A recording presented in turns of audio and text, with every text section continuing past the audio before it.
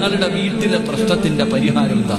നിങ്ങളുടെ വീട്ടിലെ യഥാർത്ഥ പ്രശ്നം നിങ്ങളുടെ വീടിനകത്ത് ഒരാളിരുന്ന് കരയുന്നുണ്ട്. അതാണ് നിങ്ങളുടെ വീടിന്റെ അകത്ത് ഒരാളിരുന്നിട്ട് കരയുന്നുണ്ട്. ആ കണ്ണുനീര് തുടയ്ക്കാത്ത കാലത്തോളം നിന്റെ വീട്ടിൽ സമാധാനം കിട്ടൂല. അല്ലാഹു കാക്കുമാറാകട്ടെ, അല്ലാഹു കാക്കുമാറാകട്ടെ, അല്ലാഹു കാക്കുമാറാകട്ടെ. ആരാ കരയുന്നേ? അല്ലാഹുവിന്റെ വിശുദ്ധ ഖുർആൻ, അല്ലാഹുവിന്റെ പരിശുദ്ധമായ ഖുർആൻ നിങ്ങളുടെ വീടിനകത്തുണ്ട്.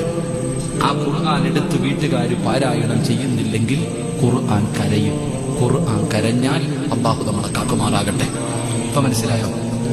നമ്മുടെ പഴയ ഒരു വീടില്ലേ, പാപ്പായും ഉമ്മായും നമ്മൾ ജനിച്ച ഒരു വീട്, തറവാട് അല്ലേ, അങ്ങനെയല്ലേ പറയാ, തറവാട് പറയില്ലേ?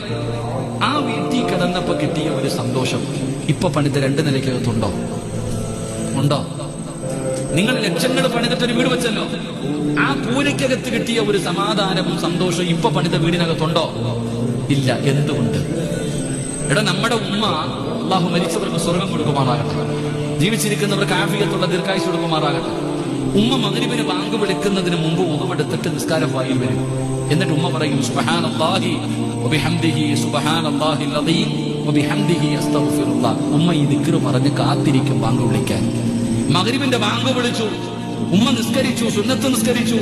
ഖുർആൻ എടുത്തിട്ട് ഉമ്മ സൂറത്തുൽ വാഖിഅ, സൂറത്തുൽ മുൽക്ക്, സൂറത്തുർ റഹ്മാൻ, സൂറത്തു സജദ, സൂറത്തു യാസീൻ, ഈ 5 സൂറത്ത് ഓതാതെ ഉമ്മ ആ പായിൽ നിന്ന് എഴുന്നേക്കില്ലായിരുന്നു. അല്ലാഹു ഈമാൻ തരുമാറാകട്ടെ. ഇന്ന് നമ്മുടെ വീട്ടില് മഗ്രിബിന്റെ സമയമാകുമ്പോൾ നിന്റെ പെണ്ണുപിള്ള കാലിന്റെ മുകളിൽ കാലും കയറ്റി ടിവിയുടെ ഫ്രണ്ടിൽ വന്നിട്ട് റിമോട്ട് എടുത്തിട്ടിരിക്കും. മലയാള മനോരമ, ഏഷ്യനെറ്റ്, സൂര്യ, കൈരളി ചാനൽ നെക്കിക്കൊണ്ടിരിക്കും. അല്ലാഹു ഈമാൻ തരുമാറാകട്ടെ. ഇതാ നിന്റെ വീട്ടിൽ വന്ന അവസ്ഥ.